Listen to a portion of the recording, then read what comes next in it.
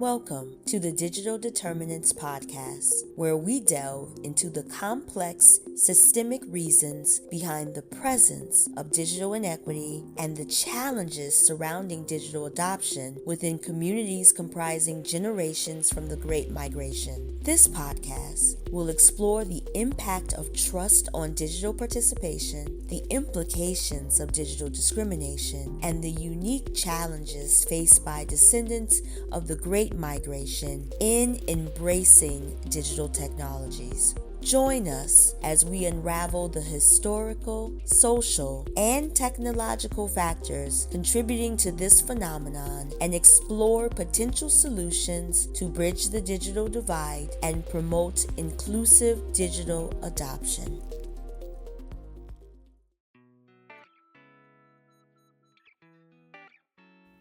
Hello, and welcome to another edition of the Digital Determinants podcast. This is episode 9, and we only have one more episode left after this in this series. And so this podcast will live on in some different ways after we are done wrapping up this series, which is telling the story around the Great Migration and digital access and opportunity in those recipient cities. So folks that moved from the South and moved into the North, into the West, telling the story of what that digital divide still looks like today, and using some of the resources and the skills and the methodology, if you will, of how folks came to these places as a way to address those digital inequities that still do exist today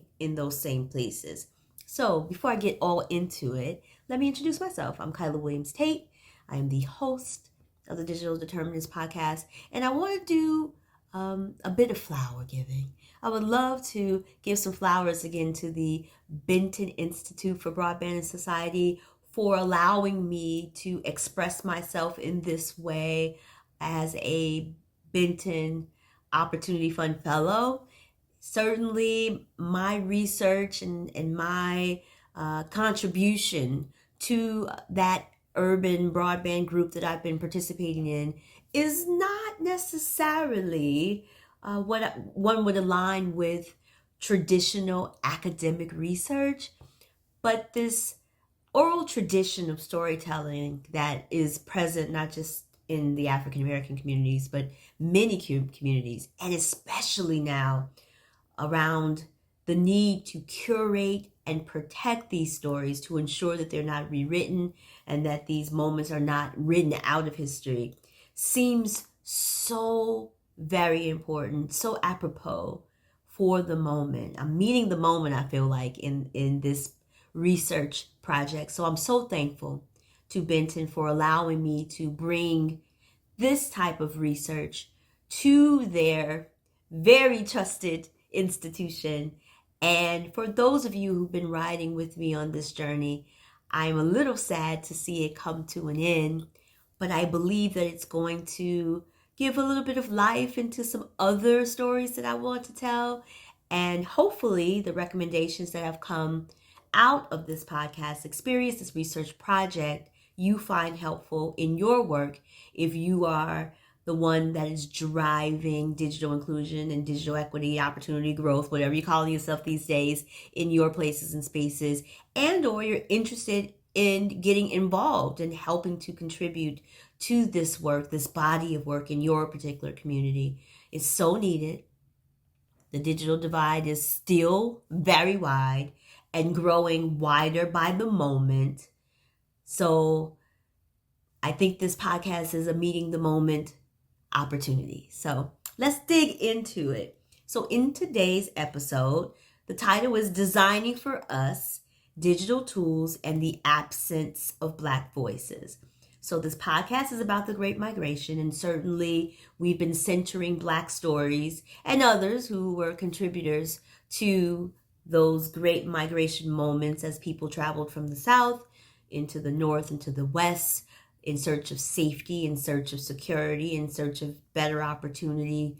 And it's important as we round the story out to talk about the presence today around digital inequity and how that continues to still impact Black Americans, Black people, Black faces in these spaces, Black voices, as my title has indicated.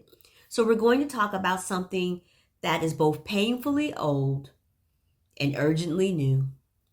What happens when systems are designed without Black people in the room and in mind, and how the lessons of the Great Migration can teach us to design better. Let's talk about the migration as a blueprint. During the Great Migration, millions of Black families left the South with hope in their hearts. But when they got to the cities in the North and the Midwest and the West, they encountered systems that were not built with them in mind or built to keep them out entirely. Housing policy, transportation systems, and job markets were designed around someone else's needs. The results?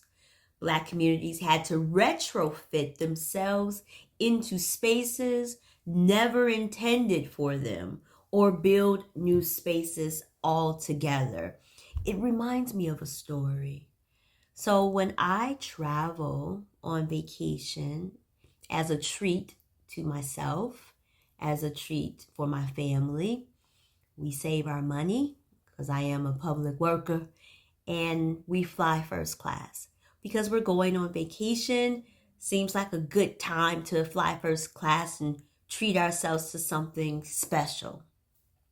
I remember being on the plane, going to vacation, here in the United States, not too far, me and my family, and the vitriol, the looks that I received, my family received as we sat in first class. And I remember a gentleman looking me dead in my face and mumbling under his breath, "We never should have let them get jobs." Ugh. As if me having opportunity and me having a little bit of savings, because you got to save to buy those first class seats for 3 adults, right? Me having a little bit of resources that I had to save all year so that me and my family can do something special, and to have someone reduce my hard work and the savings that we put together to create a lovely vacation moment for us was reduced in that moment by someone who didn't know me, who doesn't know what I do in community, who doesn't know what my husband does in community, doesn't know how my son contributes to community, doesn't know how we are doing our level best to take care of ourselves and our extended family and make the world a better place with our presence and the gifts and talents that we've been blessed with, to reduce us to, they should have never let them get jobs. And then he sucked his teeth and rolled his eyes as he walked by. And so there's someone that will say, "Oh, well, maybe he wasn't talking about you. Maybe he was talking about somebody else." And that gaslighting doesn't exist here on the Digital Determinants podcast. Like, we speak in truths, we speak in reality, and we know exactly what that man was saying to me under his breath. And he was a coward, because I appreciate you telling me to my face how you think about me, because then I know what I have to deal with. But the sucking of the teeth and the mumbling under the breath is cowardice. But I share that story to say that we have to retrofit ourselves into spaces that were never intended for us to occupy, or that there were spaces that were built to keep Black people out of altogether. And so that is why this storytelling is so important. That is why the digital divide still exists, primarily in those recipient cities. Because even today, there are places and spaces, there are people who feel like we as Black people should not have access to technology. We as Black people should not have the resources to purchase technology or even participate fully in the digital economy. So this is the first lesson for today. Design reflects power. And if we are not in the room, our needs will not shape the outcome. Let me say that again. Design reflects power. And if we are not in the room, our needs, not wants, because connection to the internet and digital skills and confidence and infrastructure in our communities is a need. This is utility. This is not a want or a want to have. This is a must have. If we are not in the room, our needs will not shape the outcome. So let's fast forward to now. The tools may be digital, but the exclusion feels familiar. Think about a telehealth platform that assumes that everyone has high-speed internet and a private room for telehealth appointments, or a government benefits website that won't load properly on a phone, even though mobile is the primary device for so many low-income households. Not only the device for them to implement the business that they need to conduct on that phone, but also holding some level of internet connectivity if they're lucky, if they're able to afford it. Or worse, and I experienced this myself, facial recognition software that misidentifies darker skin tones at alarming rates.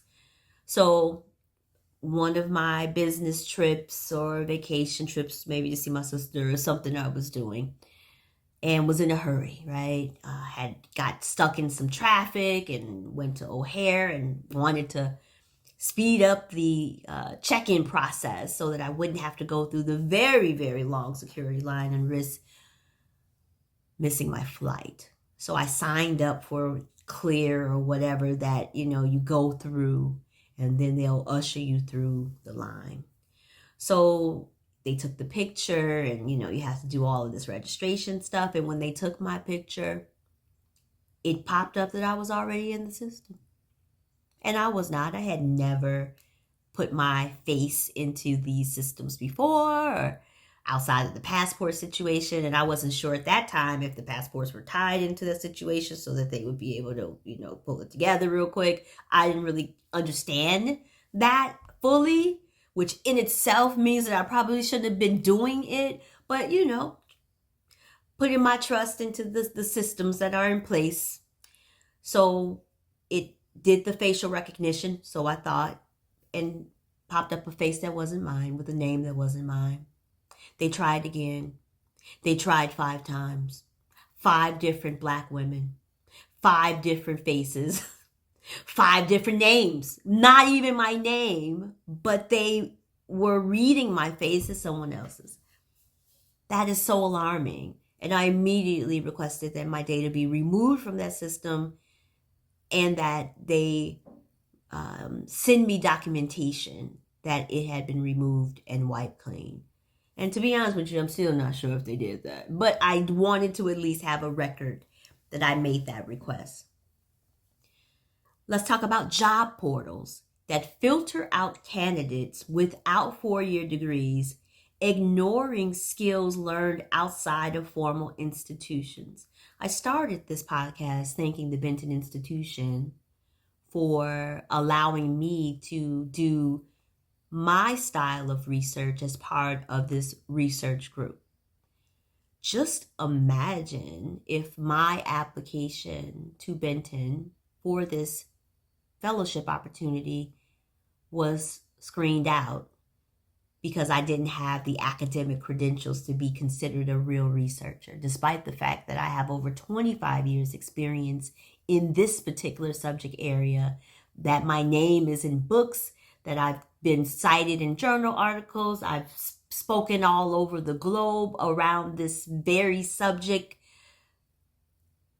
but they excluded me because I didn't have the academic requirements despite all of this lived experience and subject matter expertise.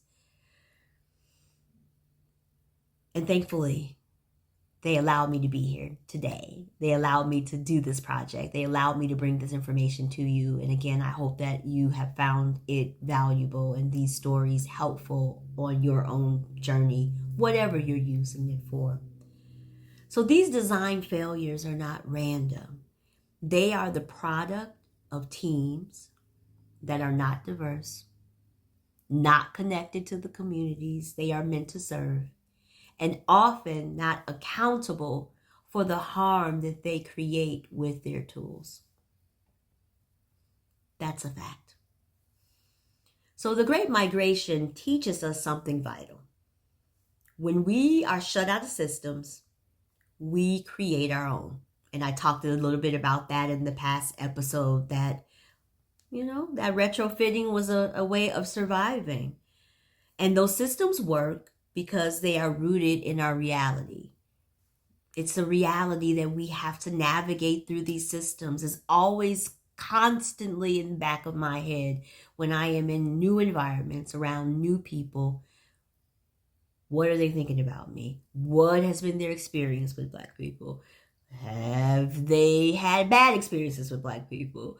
Should I say something? Should I not say something? Is this safe? Like, it's this constant duality of questioning if I'm safe, if I am appreciated, if my words are deemed valuable in places and spaces where sometimes I am the only woman and the only Black person.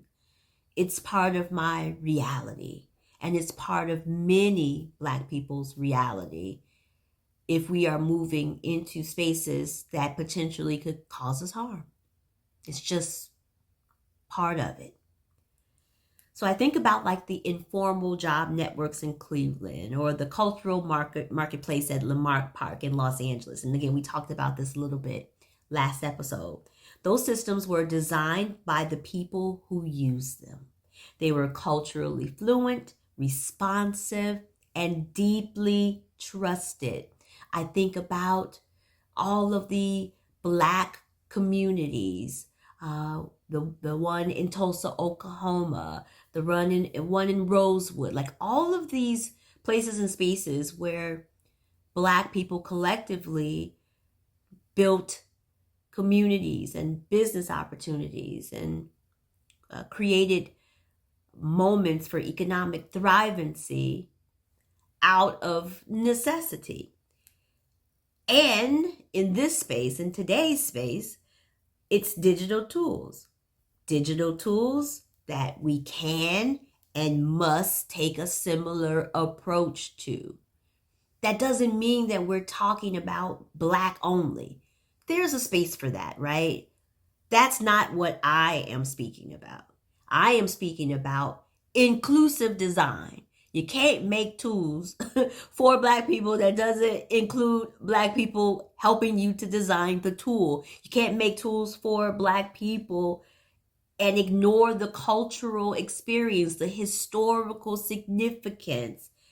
Digital tools can and must take a similar approach. So the lesson here is that you got to co-create with community. Don't build your digital tools in isolation and then test them on us.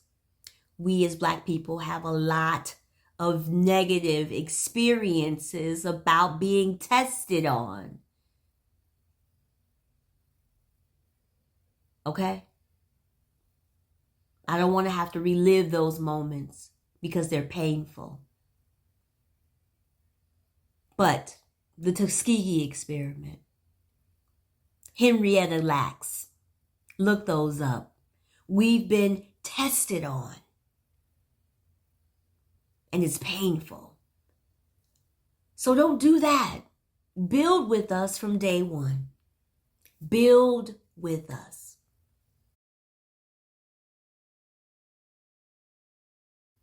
Lesson 2. Design for constraints and not assumptions. If your tool only works well for someone with perfect broadband, then your tool is not ready. Can I say that again for you digital developers? If your tool only works well for someone with perfect broadband, then your tool is not ready. It's not equitable. It's not inclusive. And that's not right, right? It's not right. Lesson number 3, center trust as a design principle. Trust is not a marketing line to get us to buy it, knowing good and well that it's not meant for us and will cause harm to us. It's a feature. And for communities, let me say that again. Lesson 3, center trust as a design principle.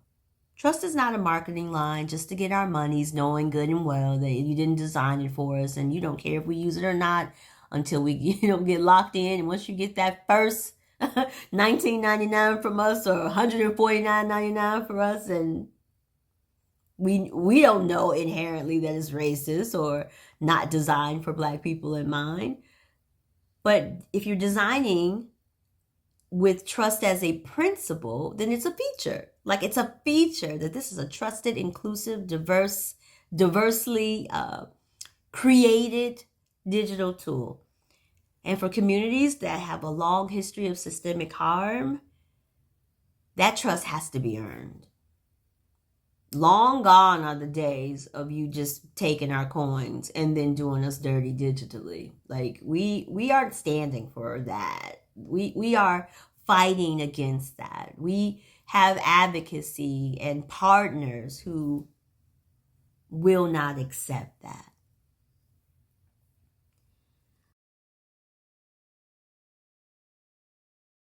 So now there's a framework that we're building here. And what I've described to you is what is called design justice. Design justice, which I just love as a framework.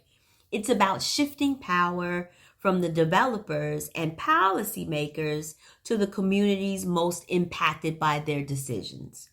Design justice asks, who benefits from this design? Who is harmed? Who gets to decide? It challenges us to center marginalized voices, to honor lived experiences as expertise, and to make equity a non-negotiable part of the design process. This is not charity. I want to be clear. You're not doing us no favor. This is not charity. This is not a side project. This is the only way to make tools that truly work for everyone. And isn't that sort of a good way to frame your design work? That it should work for everyone? That it should benefit everyone? That it should harm no one? Do no harm? So we don't have to imagine what this looks like because we have some good examples to point to. In Detroit, community groups have co-designed neighborhood mapping tools that prioritize resident safety and accessibility. In Chicago, local organizations are building broadband sign-up portals with language, imagery, and navigation tailored to the communities they serve.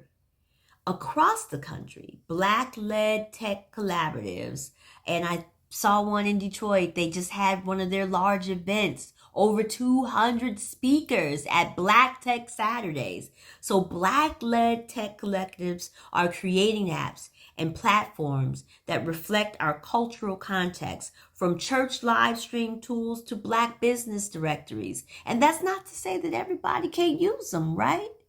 Because one thing that happens in Black spaces, that when we center Black voices, we also are including everyone else into that. We are considering that as part of the design process, that yes, Black voices are centered here, but we want to make sure that brown voices are centered here and every other voice is centered here We just don't want to be forgotten or designed out of the process. And so I know that that's sometimes challenging for people to understand. I think it's people may feel that we're being exclusive in that regard. But I've always said that if we can fix racism, if we can design around and fix racism, we're going to fix most of the issues in this country. We actually may get to that utopia that is portrayed in some of the movies.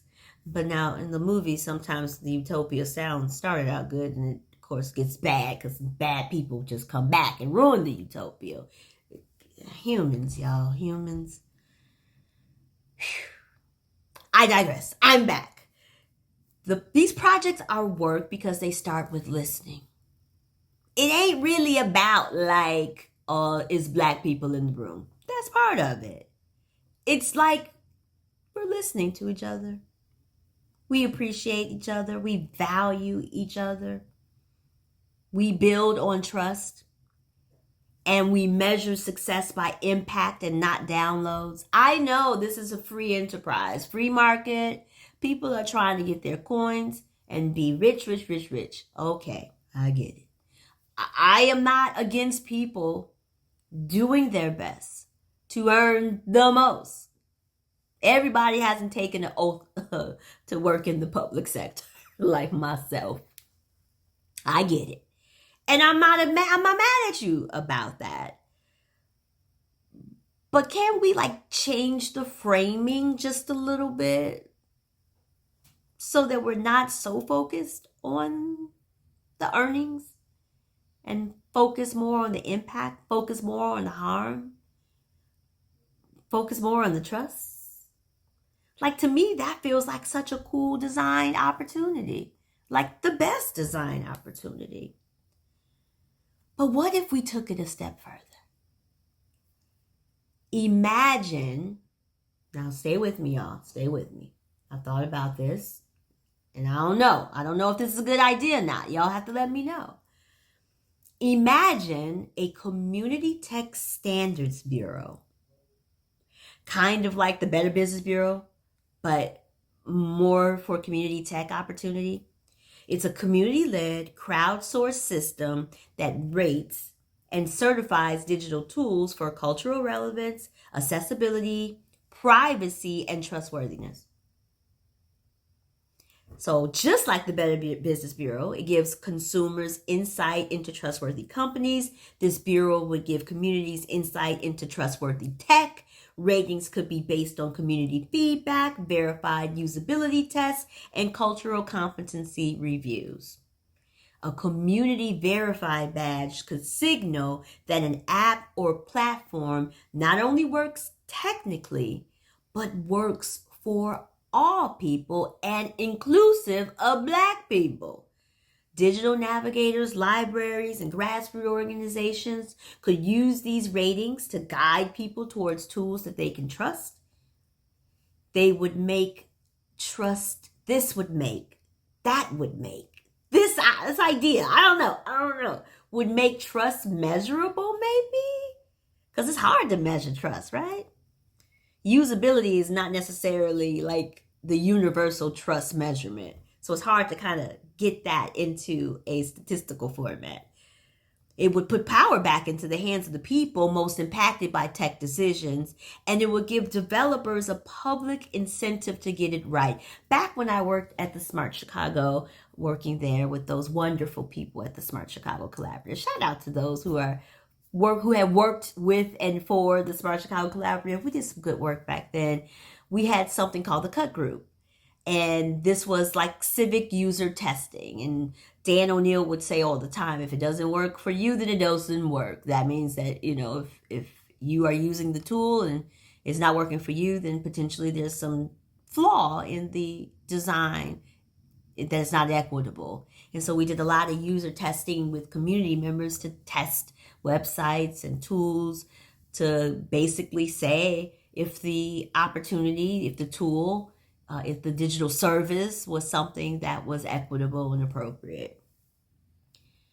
And that feels great, like giving developers an incentive to get it right, to be equitable, to be with us, to include us, to not harm us. Seems good, I think. What do y'all think? Y'all think it's too out there? Does something like that already exist? If you do know about that, share that with me. So I want to close this episode with this reflection. The Great Migration was not just about moving bodies. It was about moving boundaries, about refusing to stay in places that would not see us, that wanted to harm us. Today, those boundaries are digital, and we have a choice. We can keep trying to fit into systems not built for us, or we can insist on designs that reflect our voices, our needs, our dreams, because we are people too. I'm a person too. Don't I count a little bit? Don't I count a little bit? I hope so. I hope I count. I feel like y'all count. Black, white, otherwise, I feel like you count. Because when we are part of the designs, we are not just users. We are co-creators of our future, our collective future. And that feels like a future worth building to me. I hope so to you too. So that's all for our today's episode of the Digital Determinants podcast. Again, this was episode 9. The title of this episode, which I had fun talking about, was Designing for Us, Digital Tools and the Absence of Black Voices. So we are moving from episode 9 into wrapping this thing up again. Episode 10 coming in probably a couple of weeks once this one is released. I'm a little sad about that. But to explore and read more about the recommendations I've made, not only for this episode, but the previous episodes, please visit our website, digitaldeterminants.com. All of the episodes, all of the videos, all of the recommendations can be found there. So as we sprint towards episode 10, we're going to wrap up this series. We'll look back at the most powerful insights of this entire project and put forth a vision about where we go from here. And I hope to see you there for episode 10. Share this episode, comment, share tools, sharing is caring. And I will see you next time. And as always, stay